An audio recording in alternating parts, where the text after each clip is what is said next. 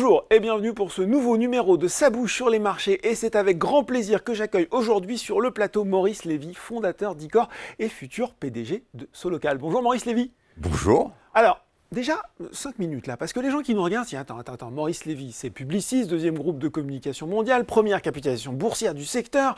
Maurice Lévy, c'est Viva Technologies, créé en 2016, rendez-vous mondial incontournable pour le secteur de la tech. Ils connaissent peut-être moins Icor, société familiale que vous avez fondée en 2018, dont les actifs majeurs sont Weborama et Regicom, entreprise, on va le dire là aussi, très ancrée dans la tech. On parle de data, on parle d'IA, et aujourd'hui amenée à devenir l'actionnaire majoritaire de Solocal. Et là, je vous avoue, Maurice Lévy, que la première question qui me vient, c'est mais pourquoi se lancer dans l'aventure Solocal? On va le dire, société qui a eu un parcours compliqué et qui sort de sa énième restructuration financière. Pourquoi? Mais parce que la retraite est à 60 ans. C'est jamais pour vous, la retraite. Non, et qu'il ne faut pas s'arrêter, qu'il faut se développer, poursuivre. D'abord, un grand merci pour les mots aimables que vous avez pour Publicis et pour Vivatech. C'est vrai que ce sont des réussites exceptionnelles et que j'en suis extrêmement fier. Et qui sont dus, pour l'essentiel, bien sûr, au travail de tous, à quelques idées simples et à beaucoup d'énergie et beaucoup de travail. Parce qu'il y a une chose qui est certaine, c'est que le travail paye. Bon. Et donc, pourquoi maintenant Solocal? C'est une entreprise que je connais depuis pas mal d'années, et c'est vrai, vous l'avez souligné, elle a eu un parcours plutôt chahuté. Oui. Avec une ligne extraordinaire de chiffre d'affaires, puisque c'est une pente. Un peu une descendante. Descendante Oui. et continue. Oui. Mais elle recèle des actifs formidables, elle a un potentiel extraordinaire, et elle répond aujourd'hui à un besoin du marché. C'est-à-dire que le parcours qu'elle a fait pendant quelques années, qui a été très chahuté, fait qu'aujourd'hui, elle a un portefeuille d'activités, un portefeuille d'actifs qui correspond à ce dont les entreprises, notamment les TPE, les PME et tous les professionnels ont besoin. C'est donc, à mon avis, un avantage important. C'est une société qui, malgré toutes les perturbations, a su rester profitable, un endettement très lourd, et elle a vécu, c'est vrai, quelques erreurs de management, quelques erreurs de direction. Rien d'irrémédiable quand je vous écoute. Enfin, en tout cas, il y a des choses à faire. Je pense que il n'y a jamais rien d'irrémédiable pour une entreprise, pour peu que l'on ait un cap clair et la volonté de réussir. Bon, un cap clair, la volonté de réussir. Faut qu'on parle, vous l'avez évoqué un petit peu plus de Solocal dans le détail, vous l'avez dit, reconverti dans le marketing digital à destination des TPE, PME, 100% du chiffre d'affaires qui est réalisé dans le digital à l'heure actuelle. Est-ce qu'on peut rentrer un petit peu dans le détail de son périmètre d'activité à Solocal? Parce que je pense que pour les gens, c'est plus forcément très clair. Oui, alors s'il y a une chose qui a été bien réussie dans Solocal, il y a eu beaucoup d'erreurs, on l'a souligné tout à l'heure, mais il y a une belle réussite, ça a été de transformer cette entreprise qui faisait des annuaires en papier en une entreprise du digital. Et ça a été lourd, difficile, compliqué, mais c'est fait. Solocal, en plus, opère sur le secteur extrêmement important de la vie locale, et sert les TPE, les PME. Elle a 250 000 clients.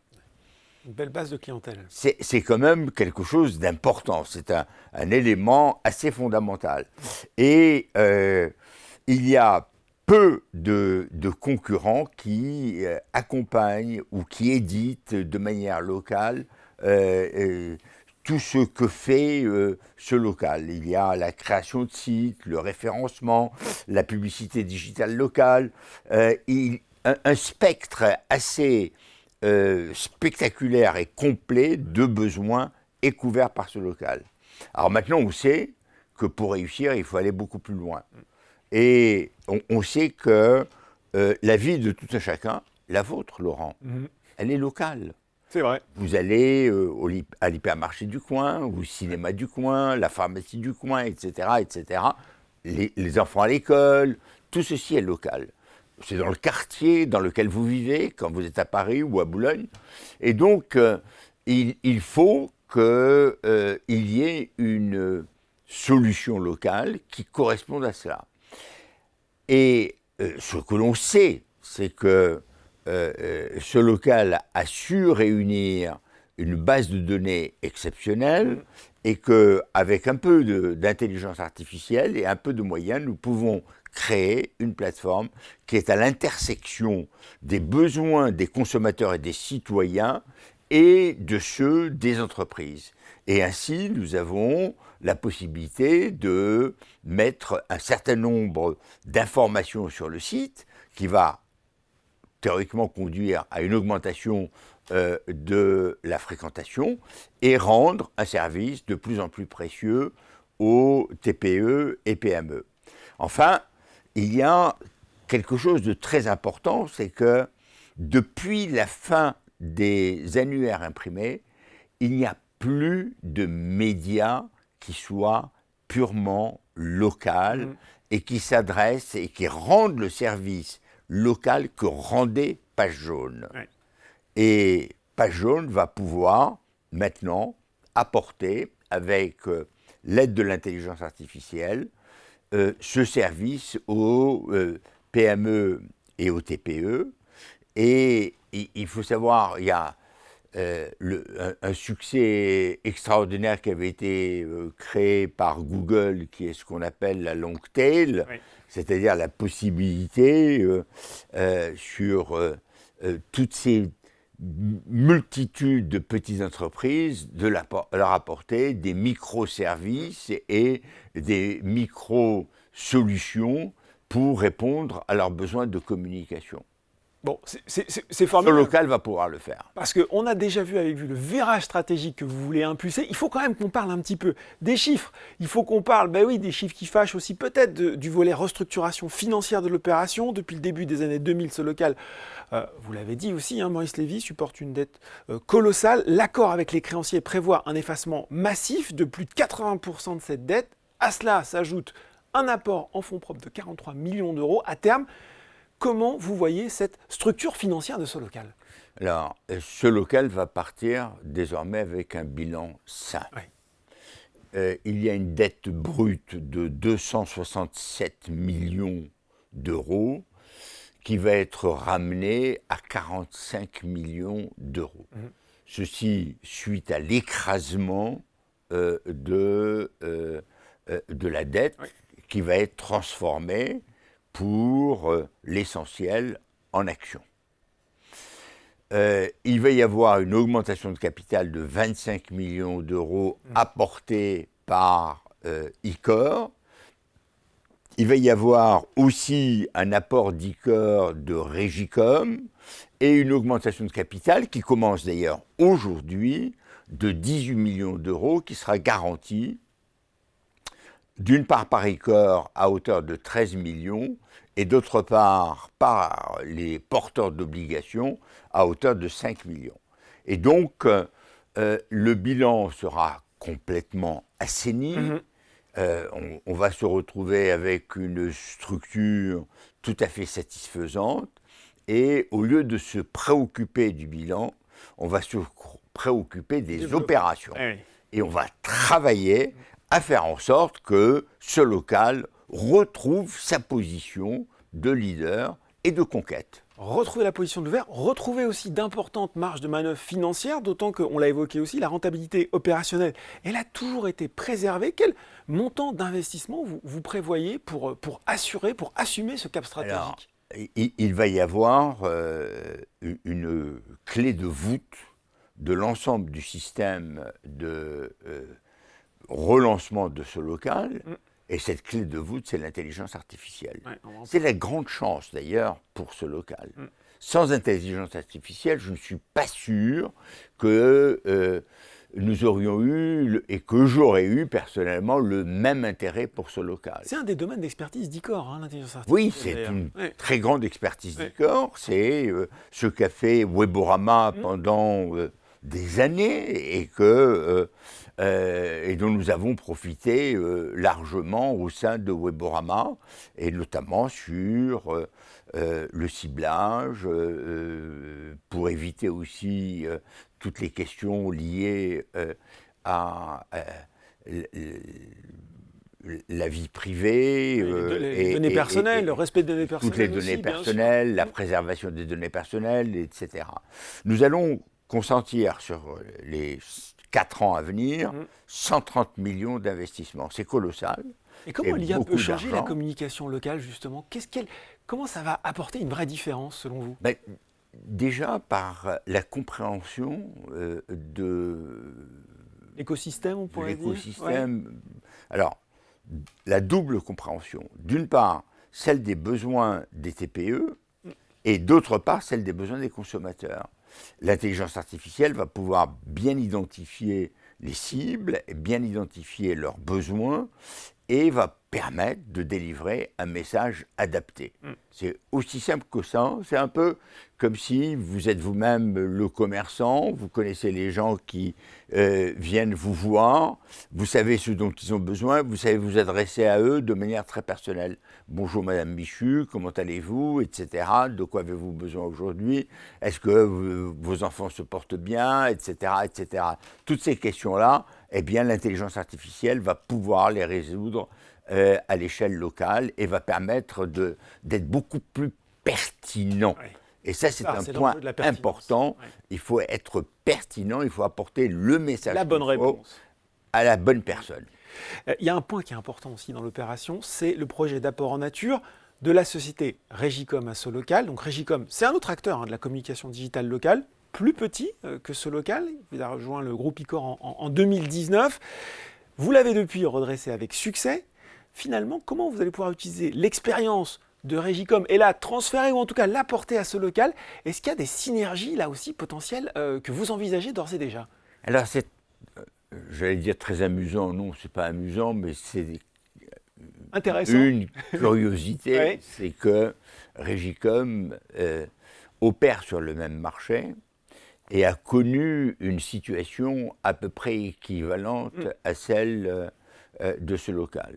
C'est-à-dire qu'au moment où nous l'avions repris, c'était une entreprise qui connaissait un déclin, qui connaissait des pertes très substantielles et qui, en outre,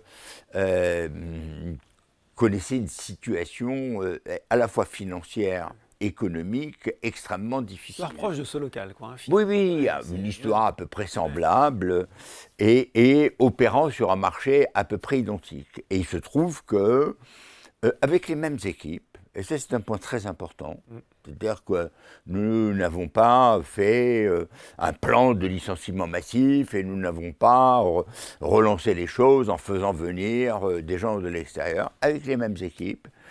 Et avec une direction extrêmement claire, c'est-à-dire que nous avons vraiment clairement défini ce qu'il fallait faire, Régicom a été redressé.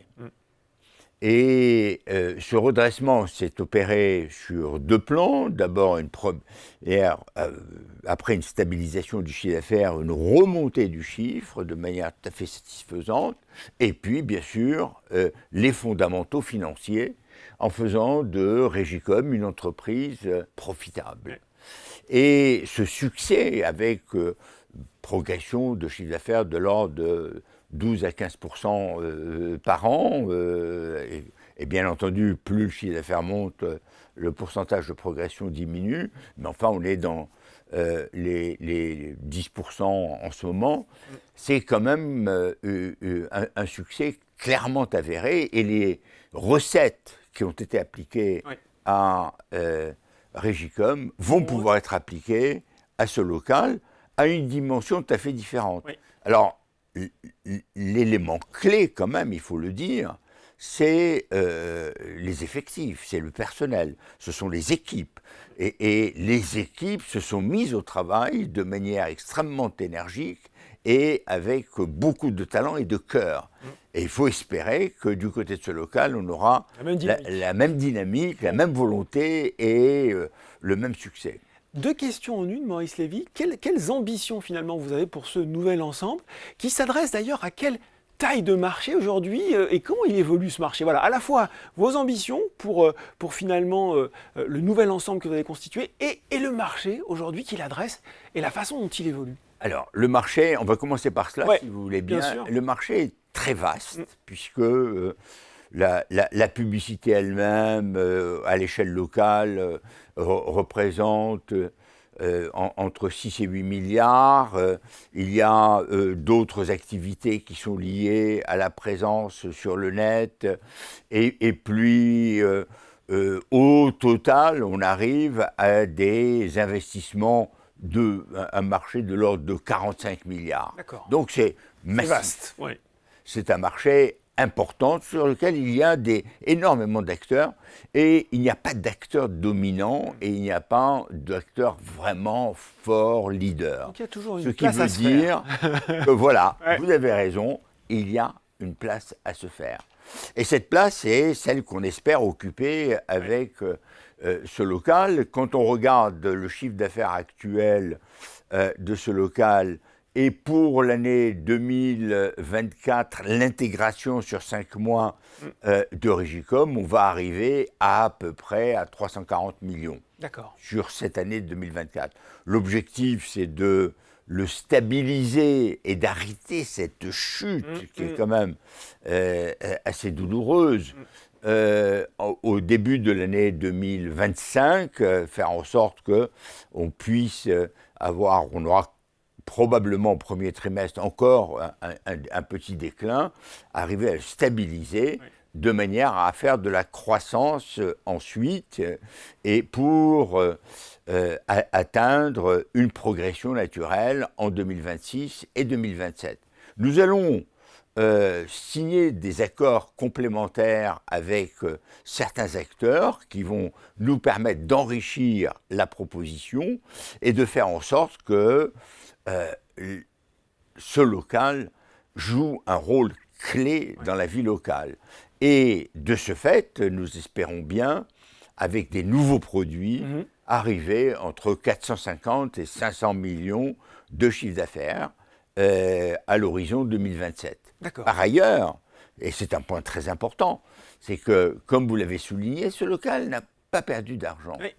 Et il y a eu un EBITDA positif de tout temps et on attend pour 2024 un EBITDA de l'ordre de 15%. C'est une entreprise à coût fixe. Oui. Ce qui veut dire que dès qu'on vient en dépasse plus, à certains niveaux, oui. on améliore la marge. Oui. Et ça, c'est quand même un très bon business si on réussit à le développer et à faire en sorte que la croissance soit de retour. Alors cette marge en 2027. Et donc, vous la on voyez espère à quel niveau? bien nous situer entre 20 et 25%. Ok. Donc, nous avons des ambitions qui pourraient donner l'impression que c'est hors de portée ou que c'est énorme. En réalité, c'est très raisonnable. Et comme nous avons quelques ingrédients qui sont relativement simples, il y a d'abord et avant tout quelques produits qui vont être largement simplifiés. Donc une solution accessible à tous, extrêmement simple. D'autre part, une organisation que nous allons également simplifier. S'il y a un mot qu'il faut retenir de notre, enfin peut-être deux, c'est la clarté et la simplification. D'accord. On veut que l'entreprise soit extrêmement lisible et qu'elle soit d'une simplicité biblique et que tout le monde comprenne ce que chacun fait et qu'il soit simple de s'adresser à ce local et qu'il soit simple de travailler au sein de ce local. Bon. Et que pour tous nos clients, ce soit un vrai... pardon pour l'expression, délice de travailler avec nous. Parce que ça Pas va de prise être de tête, si je devais le résumer simplement. simple, agréable, Oui. efficace, et que nous allons apporter un service qui va être productif et rentable pour tous nos clients. Bon, je suis sûr que vous avez embarqué tous les investisseurs individuels comme vous venez de m'embarquer. On va quand même terminer sur l'augmentation de capital en elle-même. Période de souscription qui est ouverte jusqu'au 24 juillet. Opération avec maintien du droit préférentiel de souscription. Elle bénéficie d'engagements de garantie à hauteur de 100% de son montant. L'essentiel de la part d'Icor. Un message pour finir. Qu'est-ce que vous avez envie de dire, même si vous avez déjà été extrêmement convaincant, quel message vous avez envie de passer aux investisseurs individuels ? Je m'engage personnellement. Oui. Et je m'engage pas seulement en y mettant de l'argent, en y mettant des moyens, en y mettant du temps, mais j'engage une réputation qui a été bâtie au fil de 50 ans de travail. C'est donc un engagement extrêmement important et j'ai envie de leur dire, rejoignez-moi, ayez confiance, comme j'ai confiance, dans ce qu'est ce local et surtout dans ce que va devenir ce local. Si je m'engage, c'est pour réussir. Et ben voilà, quelle plus belle conclusion. Merci pour ces explications et cette ambition stratégique que vous avez pour ce local et donc cette augmentation de capital qui, je le rappelle, est ouverte jusqu'au 24 juillet. Merci beaucoup Maurice Lévy. Merci à vous. Ça bouge sur les marchés, c'est fini pour aujourd'hui, mais on se retrouve très bientôt pour un nouveau numéro.